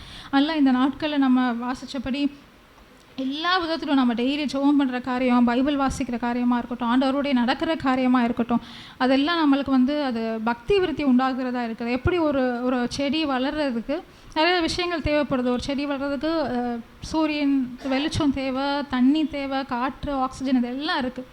அதே மாதிரி சபையாகிய சரீரமானது ஆண்டவருக்குள்ளே ஒவ்வொரு நாளும் வளரணும், ஆண்டவருக்கு முன்பாக வலுவாதபடி நம்ம வந்து ஆண்டவர் நிறுத்த வல்லவர் என்று நம்ம வேதத்தில் வாசித்தோம். ஸோ அந்த மாதிரி காரியங்களுக்குள்ளே நம்ம இன்னும் பலப்படணும் அப்படின்னா நம்மளுக்கு தேவனுடைய வசனம், தேவனுடைய வார்த்தை நமக்குள்ளே இன்னும் பெருகணும்.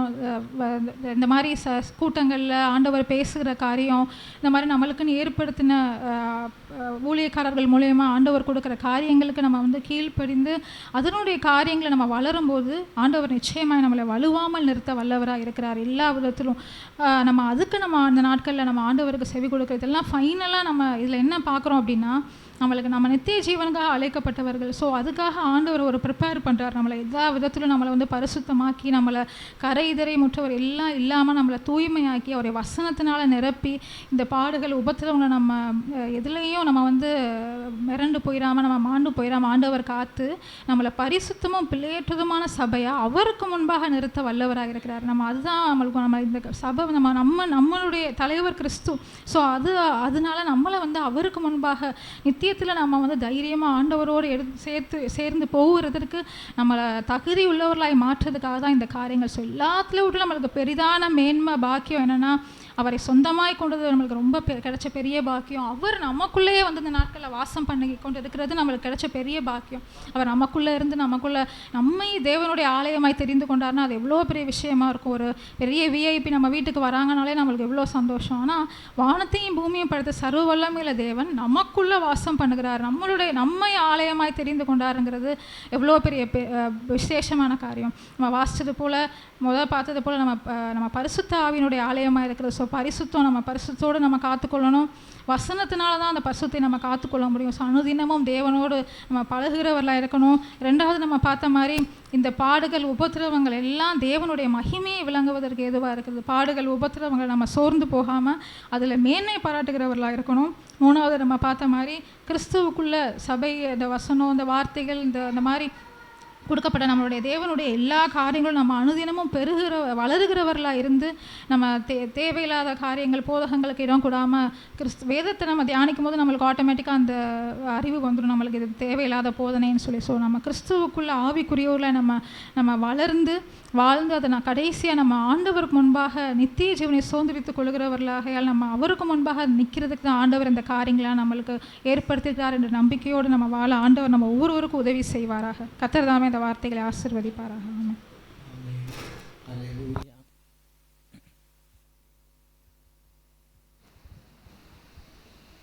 Water bottle.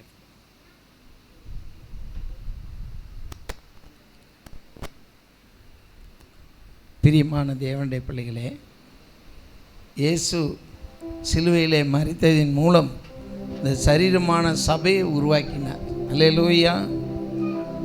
இந்த சரீரமான சபை அவருடைய மரணத்தினாலே பிறந்தது என்று சொல்வார்கள். இயேசு தன்னுடைய சுய இரத்தத்தினாலே சம்பாதித்த சபை என்று வேத வசனம் சொல்லுகிறது. கிரயம் கொடுத்து வாங்கியிருக்கிறார். அவருடைய மரணத்தினால பெற்றெடுத்திருக்கிறார். அல்லேலூயா. எப்படி ஒரு தாய் பிரசவ வேதனைப்பட்டு ஒரு குழந்தையை பெற்றெடுக்கிறார்களோ அது மாதிரி தான் சரீரமான சபை. சரீரமான சபை என்று நம்ம சொல்லும்போது நம்ம தான் சபை, நம்ம எல்லாரும் தான். இந்த கட்டடம் இல்லை, நம்ம ஒருத்தரும் தான். நம்ம எல்லாருக்காகவும் கிறிஸ்து தன்னைத்தானே ஒப்பு கொடுத்தார். அது மட்டுமல்ல, இந்த சரீரமான சபைக்கு அவர்தான் தலையாக இருக்கிறார். அவருடைய மரணத்தோடு நம்ம ஒப்பிட்டு பார்க்கும்போது அவர் நமக்குள்ளே வந்து வாசம் பண்ணவும் நம்ம அவரோடு இருக்கவும் அவருடைய மரணத்தில் பெரிய காரியங்கள் நடந்தது. அதில் ஒன்று தான் திரைச்சீலை கிழிந்தது.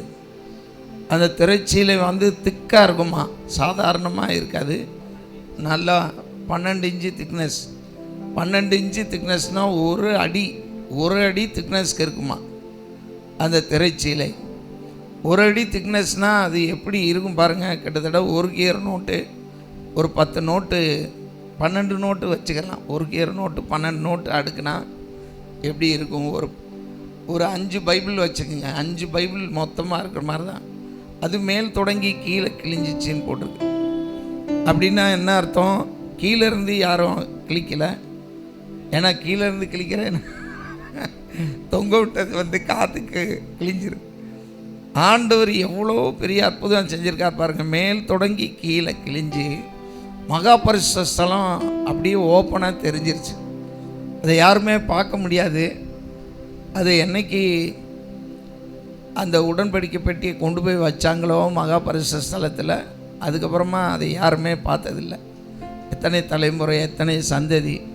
ஆனால் இயேசு கிறிஸ்துவின் காலத்தில் அது திறப்பாகி ஆசாரிய முறைமையெல்லாம் போயிடுச்சு. ஏன்னா ஆசாரியன் வந்து வஸ்திரத்தை கிழிச்சிட்டா ஆசாரிய முறைமை போயிடும். அதே மாதிரியே ஆசாரியன் வந்து வஸ்திரத்தை கிழித்தான்னு போட்டிருக்கு. சபை பிறக்கிறதுக்காகத்தான் கர்த்தர் வந்து இந்த காரியத்தெல்லாம் செய்தார். ஆண்டவருடைய ஸ்ட்ராட்டஜி வந்து அப்படியே மாறியது. இனிமேல் எல்லாருக்குள்ளேயும் ஆண்டவரே எல்லாருக்குள்ளேயும் வந்து எல்லாரோடும் வாசம் பண்ணுகிற மாதிரி, நான் உங்களுடனே கூட இருப்பேன் என்று சொன்ன அந்த தேவன் முதல்ல வந்து பழைய ஏற்பாட்டில் நான் உன்னை விட்டு விலகுவதும் இல்லை, உன்னை கைவிடுவதும் இல்லைன்னாரு.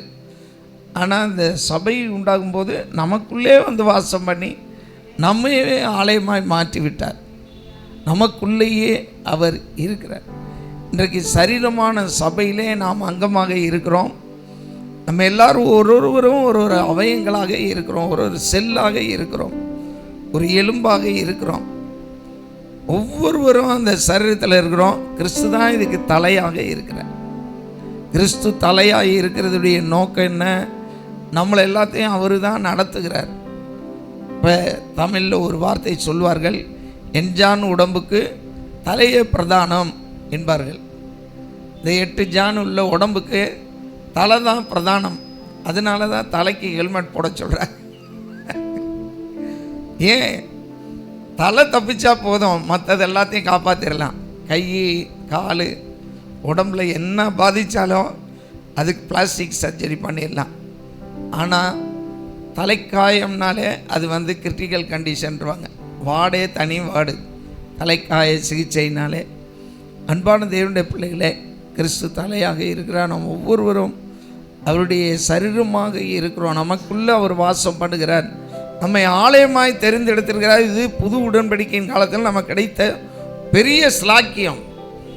இதுதான் இருக்கலே பவர்ஃபுல் தேரி. நமக்குள்ள ஆண்டவர் இருக்கிறார். இதை வச்சு தான் விசுவாசம் செயல்படும். இதை வச்சு தான் நமக்கு தெய்வீக சுகம் செயல்படும். எல்லாமே இதை வச்சு தான்.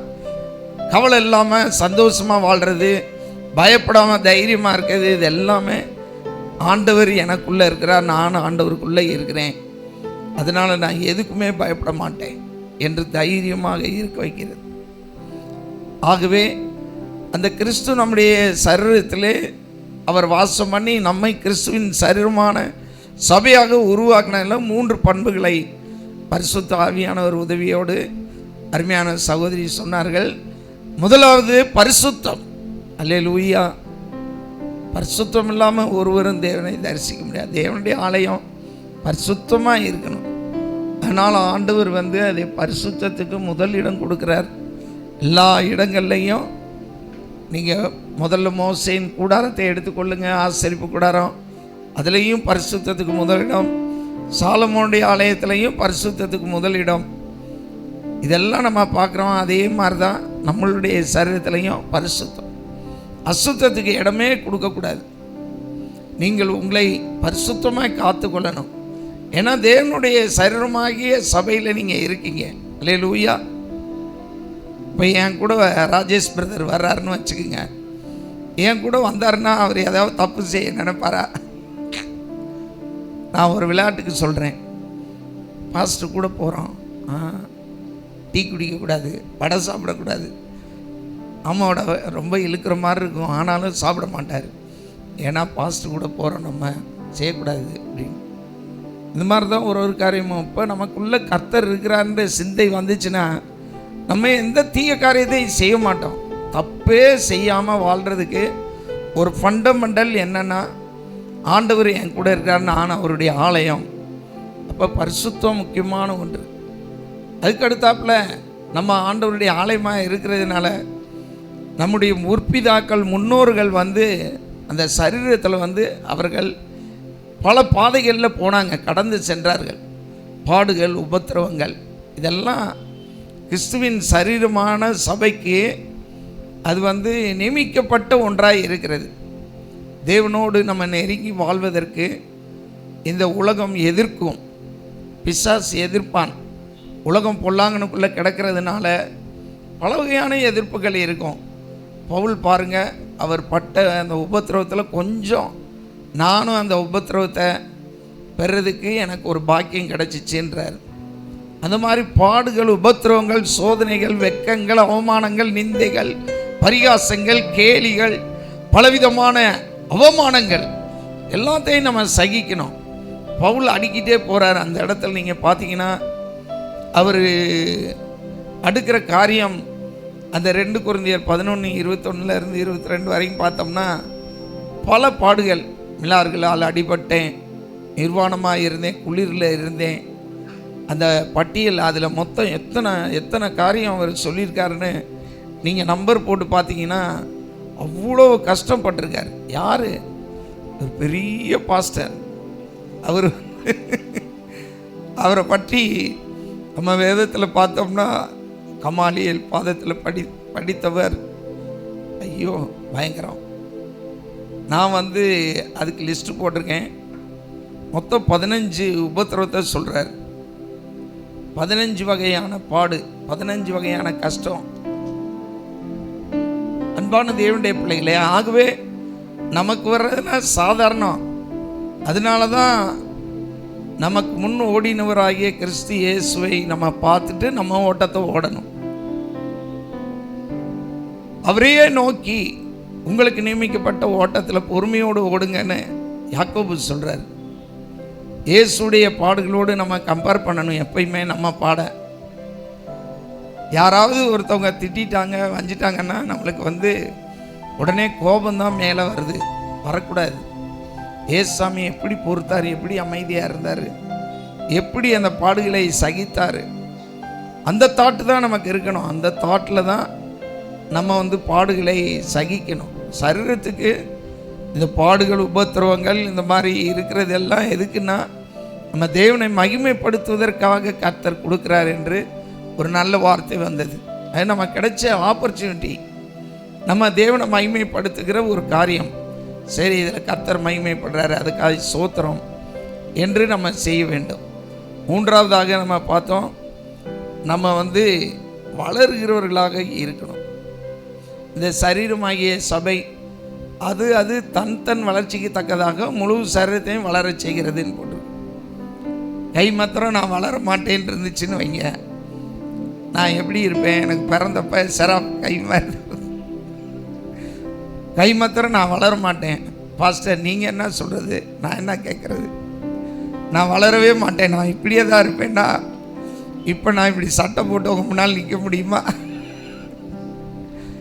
செராப் கை மாதிரி எனக்கு வலது கை இருக்குன்னு வச்சுக்கோங்க, எவ்வளோ அசிங்கமாக இருக்கும் யோசிச்சு பாருங்க. அது அது தன் வளர்ச்சிக்கு தக்கதாக சரீர வளர்ச்சி அடைகிறதுன்னு போட்டிருக்கு. அல்லேலூயா. ஒரு முடி கூட பாருங்க, அது அற்பமான ஒன்று தான் முடி, ஆனால் அது கூட வளருது. நெகம் அது கூட வளருது. எல்லாமே வளர்ந்துக்கிட்டே தான் இருக்குது. 21 வயசு வரைக்கும் தான் வளர்ச்சி, அதுக்கப்புறம் வளர்ச்சி இல்லைன்னு சொல்கிறாங்க பாருங்கள். அது என்னென்னா நமக்கு வெளியே தெரியாது, ஆனால் வளர்ந்துக்கிட்டே தான் இருக்கும். செல்லு வளர்ந்துக்கிட்டே இருக்கும். அந்த செல்லு பழைய செல்லெல்லாம் செத்துக்கிட்டே இருக்கும். அந்த பழைய செல்லு செத்து போகிற செல்லு தான் நமக்கு நெகமாக வெளியே வந்து அந்த செல்லு அந்த டஸ்ட்டு தான் நெகமாக வெளியே வெட்டி போடுறோம். உடம்புல எல்லா செல்லுகளும் நாளுக்கு நாள் வளர்ந்துக்கிட்டே தான் இருக்குது. சாகிற வரைக்கும் வளர்ந்துக்கிட்டே தான் இருக்கும். ஏன்னா செல்லு அப்படியே ஸ்டாண்டர்டாக இருக்காது. அது எதை கம்பேர் பண்ணப்படுகிறது? நம்ம சரீரமாகிய சபையில் நம்ம வளர்ந்து கொண்டே இருக்கணும். நீங்களும் வளரணும், தனிப்பட்ட முறையில் சரீரமாகிய சபையும் வளரணும். அல்லேலூயா. இந்த காலத்தில் ஒபிசிட்டியை சொல்லி பயமுறுத்துகிறாங்க. சபைக்கு ஒபிசிட்டிலாம் இல்லை. ஆண்டவரே சொல்லியிருக்காரு, உன் கூடாரத்தை விசாலமாக்கு, உன் முளைகளை உறுதிப்படுத்து, உன் கயிறுகளை நீளமாக்கு, வலது புறத்திலும் இடதுபுறத்திலும் இடங்கொண்டு பெருகுவாயின்னு இருக்கிறார். அல்லேலூயா. பாஸ்டர் நான் குண்டாயிடக்கூடாதுன்னு 2 நேரம் சாப்பிடாம இருக்கேன்னு நீங்கள் நினைக்கலாம். நீங்கள் நல்லா இருக்கணும், நல்லா எல்லா காரியத்திலையும் புஷ்ஷுன்னு இருக்கணும். அதனால தான் ஆண்டவர் சொல்கிறாரு, வெளியே புறப்பட்டு சென்று கொளுத்த கன்றுகளைப் போல வளருவீர்கள் இருக்கார். அல்லேலூயா. வளரணும், ஒவ்வொரு காரியத்திலையும் வளரணும். அப்படியே உட்காந்து கடைசி சீட்டில் பின் சீட்லேயே உட்காந்துட்டு அப்படியே முடிகிறக்குள்ளே எந்திரிச்சு போயிடக்கூடாது. இன்றைக்கி பாருங்கள், யூட்ஸின் பேசும்போது எனக்கு சந்தோஷமாக இருந்துச்சு. முதல்ல யூட்ஸினை பார்த்ததெல்லாம் எனக்கு ஞாபகத்துக்கு வந்துச்சு. முதல்ல யூட்ஸினையும் இவாஞ்சலினையும் நாங்கள் பார்த்து ஆச்சரியப்பட்டோம். அவங்க வீட்டுக்கு நாங்கள் விசிட்டிங் போனப்போ எங்களுக்கு சேரை எடுத்து போட்டு எனக்கும் பாஸ்டர் அம்மாவுக்கும் தண்ணியை எடுத்து கொண்டு வந்து வச்சு, சின்ன பிள்ளைப்பா.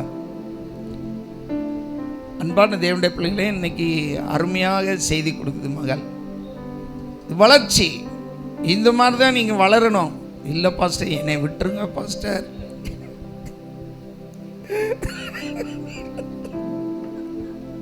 ஒரு ஜோக் சொல்கிறேன் கேளுங்க. இந்த பிரசங்கம் நீங்கள் பண்ணணும்னு ஒருத்தவங்க சொன்னோன்னு அவங்களுக்கு படபட பாஸ்டர், எனக்கு படபடன்னு வருது பாஸ்டர், நீங்கள் சொன்னோடனே படபடன்னு. நான் சொன்னேன், உடம்பு பத்திரமா பார்த்துங்க. ஈஸ்டர் நீங்கள் குட் ஃப்ரைடேக்கு தான் செய்தி கொடுக்க போகிறீங்க, அதுக்கு இடையில என்னவோ ஆகிடக்கூடாது.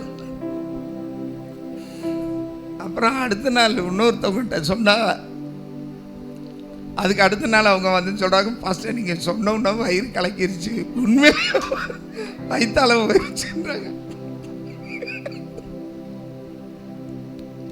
கொடுமை கொடுமை கொடுமை, எங்கே போய் சொல்கிறது?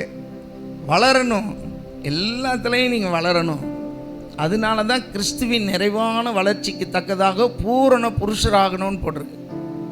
கிறிஸ்துவுடைய நிறைவான வளர்ச்சிக்கு ஏதுவாக எப்பயும் ரெடியாக இருக்கணும். ரெடியா அப்படின்னா அப்படின்ட்டு நம்மளும் என்ன, தமிழில் ஒரு வார்த்தை சொல்லுவாங்க, கோடு போட்டால் ரோடு போட்டுறணும். நம்ம அதில் எள்ளுனா எண்ணெயாக இருக்கணும்னு வாங்க. அப்படி தான் நம்ம இருக்கணும். இன்னும் இருந்தா எனக்கே வருத்தமாக இருக்குது. உங்களை பெற்றெடுத்த இயேசுவுக்கு எவ்வளோ கஷ்டமாக இருக்குங்க யோசிச்சு பாருங்கள். அவருடைய சிலுவையின் பாடு வீணாய் போகக்கூடாது. இன்னும் நம்ம சந்திக்க வேண்டிய காரியம் நிறைய இருக்குது. நெகேமியா சொன்னது மாதிரி தான், வேலையோ பெரியது, ஆனால் நாட்களோ கொஞ்சம்தான் இருக்குன்ற மாதிரி தான் இருக்கு. ஆகவே இந்த நாட்களில் நம்ம வளரணும், வைராக்கியமாக வளரணும். எல்லா காரியத்துலையும் இன்னும் கொஞ்ச நாளில் உபத்திரவங்கள்லாம் வந்துருச்சுன்னா அவங்கவுங்க உங்கள் வீட்டில் நீங்கள் சர்ச்சு நடத்தணும். வர்றவங்களுக்கு நீங்கள் வசனத்தை பிரசங்கித்து நீங்கள் 4 பேர் 5 பேரை ஆண்டவருக்குள்ளே நடத்தி, ஏன்னா உபத்திரவங்கள் பெருகும்போது அப்போஸ்தலர்கள் அப்படி தான் சிதறடிக்கப்பட்டார்கள். இப்போயும் சீனாவில் அப்படி தான் இருக்குது, சவுதி அரேபியாவில் அப்படி தான் இருக்குது. இப்படிலாம் பல நாடுகளில் ரகசியமாக அவங்கவுங்க தான் அங்கே வேலைக்கு போனவங்க அவங்க சபையை நடத்துகிறவர்களாக இருக்கிறாங்க. நம்ம பிரதர் வித்துஸ்லாம் அப்படி தான் ரட்சிக்கப்பட்டவர். அவர் வெளிநாட்டில் அவங்க ரகசியமாக கூடுகிற ஒரு இடத்துல தான் போய், அதெல்லாம் மரணத்துக்கு தங்களை ஒப்பு கொடுத்தது மாதிரி தான் அங்கே போய் இருப்பாங்க. நம்ம வளர்ந்து மற்றவங்களை வளர செய்யணும். அப்படியே எல்லாரும் வளரணும், ஏக சரீரமாய் வளரணும்னு கர்த்தர் சொல்கிறார். அவங்கவுங்க ஒரு காரியத்திலையும் அவங்கவுங்க வளரணும். எல்லாமே அப்படியே வளருது பாருங்க. அல்லேலூயா. நமக்கு ஒரு வளர்ச்சி நம்ம பிள்ளைகிட்ட பார்க்கும்போது சந்தோஷமாக இருக்குது. பல்லு முளைச்சிருச்சு பாருங்கள், பல்லு வந்துருச்சு பாருங்கள், வெளியே தெரியுது பாருங்கன்னு ஃபோட்டோ எடுத்து அனுப்புகிறாங்க. இப்போ தான் லேசாக வெள்ளையாக தெரிஞ்சிருக்கும் பல்லு குழந்தைக்கு, உடனே பல்லு வளர்ந்துருச்சுன்னுவாங்க. பல்லு அப்புறம் முடி வளர்ந்துருச்சு பாருங்கள் எப்படி ரெட்டச்சடை போட்டிருக்கு பாருங்கள். அன்பான தேவனுடைய பிள்ளைகளே, ஆண்டவரை சந்தோஷப்படுத்தணும். நம்மெல்லாம் அந்த மாதிரி வளர்ந்து காட்டணும், ஒவ்வொரு காரியத்துலேயும் வளரணும். இந்த அருமையான தெபோரா சிஸ்டரை மறக்க முடியாது. அவங்க அவங்களுக்கு வாசிக்கலாம் தெரியாது, ஆனால் துதி ஆராதனையில் பாட்டு பாடுவாங்க. அப்படியே எல்லா பாட்டையும் அப்படியே மனப்பாடமாக பாடுவாங்க, ஒரு சரணம் மிஸ் ஆகாமல். நானும் கவனித்தேன், புது பாடல்கள்லாம் பாடுறாங்க. ராஜேஷ் பிரதர்கிட்ட கேட்டேன், என்ன பிரதர் எப்படி இப்படி பாடுறாங்கன்னு. எப்போ பார்த்தாலும் அதுதான் பாஸ்டர் டிவியில் ஓடும், அதை கேட்டுக்கிட்டே இருப்பாங்க, அதனால் மனப்பாடம் ஆயிடுச்சு அவங்களுக்குன்னு. அன்பான தேவனுடைய பிள்ளைகளே, நம்ம ஒவ்வொருவரும் நம்மளுடைய நிலையை பார்க்கக்கூடாது. நான் படிக்கலை, நான் அது இல்லை இது இல்லைன்னு. ஆண்டவருடைய ராஜ்யத்தில் எப்பயும் வேலை இருக்குது, எல்லாருக்கும் வேலை இருக்குது. நம்ம இவர் அண்ணே அதை தான் சொல்லுவார், ஜேம்ஸ் ஊழியம். நம்ம அண்ணே அகஸ்டின் ஜெபக்குமார் சொல்லுவார், தமிழ்நாட்டில் வேலை இல்லைன்னு அலைகிறீங்களா, எல்லாம் பீகாருக்கு வந்துடுங்க, நான் உங்களுக்கு வேலை தர்றேன், எல்லாருக்கும் அங்கே வேலை இருக்குது அப்படின்வார். ஏன்னா தேவனுடைய ராஜ்யத்தின் வேலை அவ்வளவா இருக்க நம்ம ஒவ்வொருவரும் வளர்ந்து அவருடைய வேலையை செய்ய வேண்டும். அதை தான் ஆண்டவர் எதிர்பார்க்குறாரு. அதுக்காகத்தான் அவர் சிலுவையில் மரித்தார்.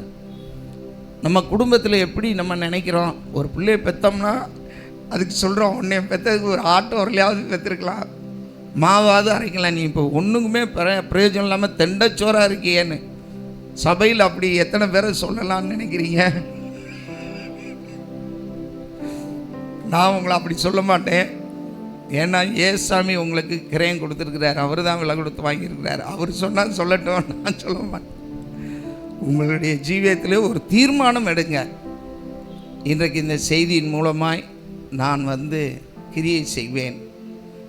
நீங்கள் தேவனுக்கென்று அவருடைய சரீரமான சபை வளர்ச்சிக்கென்று நீங்கள் அப்படியே முயற்சி செய்யணும். அங்கங்கே சபைகள் உருவானும். தெருவாய் இயேசுவின் சத்தம், இயேசுவே வழி சத்தியம் என்கிற முழக்கம் எங்கும் கேட்கணும். ஃபாதர் பாடியிருக்கார் பாருங்க, என் தேசம் முழுவதும் இயேசுவே வழி சத்தியம் என்று எங்கும் முழங்கணுமே. இயேசுவின் பின்னால் நான் சென்றேன். எல்லாரும் அப்படியே எந்திரிச்சின்னு அந்த கடைசி சரணத்தை பாடுவோமா? தேங்க்யூ ஜீசஸ், தேங்க்யூ ஜீசஸ், ஹல்லேலூயா. நான் செல்வேன், திரும்பி பார்க்க மாட்டேன், அகிலமெங்கிலும் ஆண்டவரேசு ஆட்சி செய்திடணும், அகிலமெங்கிலும் ஆண்டவரேசு ஆட்சி செய்திடணும், ஆவியில் நிறைந்து சத்தியம் பேசும் சபைகள் பெருகிடணும், ஆவியில் நிறைந்து சத்தியம் பேசும் சபைகள் பெருகிடணும். என் தேசமெல்லாம் இயேசுவுக்கே, என் சொந்த தேசம் இயேசுவுக்கே. இயேசுதான் வழி என்கிற முழக்கம் எங்கும் கேட்கணுமே.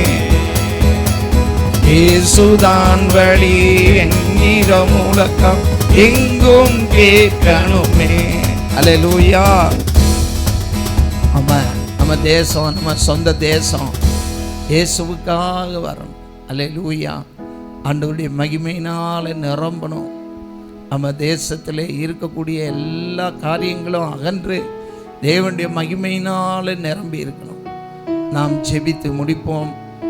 நல்ல தகப்பனே, இறக்கம் நிறைந்த ஆண்டவரே, எங்களுக்கு நீர் கற்றுத்தந்த சரீரமான சபையை ஆண்டவரே உம்முடைய சிலுவையின் மூலமாக, உம்முடைய இரத்தத்தின் மூலமாக, உம்முடைய காயத்தின் மூலமாக, உம்முடைய பாடுகளின் மூலமாக நீர் கிரயம் கொடுத்து சம்பாதித்து வாங்கி இருக்கிறீரப்பா.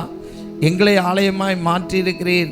சபையை உருவாக்கி இருக்கிறீர். சபையை ஆண்டவரை ஏற்படுத்தி எங்களுக்கெல்லாம் நித்திய ஜீவனை வாக்கு பண்ணி இருக்கிறீர் ஆண்டவரே. அதற்காக நன்றி சுவாமி. எங்களுக்கெல்லாம் அந்த பாக்கியம் கிடைத்ததற்காக நன்றி. பரிசுத்த ஆவியானவரே, நாங்கள் கேட்ட இந்த 3 பண்புகளும் எங்களுக்குள்ளாய் உண்டாக நீர் உதவி செய்யும். வந்த ஒவ்வொருவருக்கும் இந்த வார்த்தைகள் பிரயோஜனமாக இருக்கட்டும். பரிசுத்த ஆவியானவரே அப்பா, நீங்கள் தான் ராஜா. யூட்ஸனை எடுத்து பயன்படுத்தினதுக்காக சோதரம். எல்லா காரியங்கள்லையும் எல்லா வார்த்தைகளும் எல்லாருக்கும் பிரயோஜனமாக இருக்கட்டும். மகளை உம்முடைய நாமத்தினாலே ஆசீர்வதிக்கிறோம். உம்முடைய கிருபையினாலே நிரப்புங்க. உம்முடைய இரக்கம் தயவு இருக்கட்டும் அப்பா. நன்மைகள்னாலே திருப்தியாக்குங்க. உங்கள் கரத்தில் ஒப்பு கொடுக்குறோம். வந்த ஒவ்வொருவரையும் ஆசீர்வாதத்தோடு அனுப்புங்க கர்த்தாவே. இந்த சிலுவை சத்தியங்கள் ஆண்டவரே, கிறிஸ்துவின் உபதேசங்கள் ஆண்டவரே, ரட்சிக்கப்படுகிற ஒவ்வொருவருக்கும் அது தேவ பலனாய் மாறுவதாக. தேவ பலன் ஒவ்வொருவருக்குள்ளாயும் உண்டாவதாக. தேவ பலன் ஒவ்வொருவருக்குள்ளாகவும் ஏற்படுவதாக. பரிசுத்த ஆவியானவரை வந்த ஒவ்வொருவரையும் குடும்பமாய் நீங்கள் ஆசீர்வதிங்க. உம்மை தேடி வந்தது நிமித்தம் நிறைவான பலனை ஒவ்வொருவருக்கும் தந்தரலும். கர்த்தருடைய கரத்தில் ஒப்பு கொடுக்கிறோம். நீர் பொறுப்படுத்திக் கொள்ளும். அப்படியே நாளைக்கு ஆராதனையை ஆசீர்வதிங்க. 3 ஆராதனைகளையும் நீங்கள் ஆசீர்வதிங்க. தெய்வ செய்தியை ஆசீர்வதித்து கொடுங்க. பாடல் ஆராதனையை ஆசீர்வதிங்க. ஒளி அமைப்புகள், ஊடகம் எல்லாம் எங்களுக்கு ஆசீர்வாதமாக இருக்கணும். புதிய ஆத்துமாக்களை அழைத்து வாங்க. பழையவர்களை அழைத்து வாங்க. சோர்ந்து போனவர்கள், பின்மாறி போனவர்கள், நின்று போனவர்கள் எல்லாம் கூட்டிகிட்டு வாங்க ராஜா. உங்கள் நாமம் மகிமைப்படட்டும். உங்கள் நாமம் மேன்மை அடையட்டும்.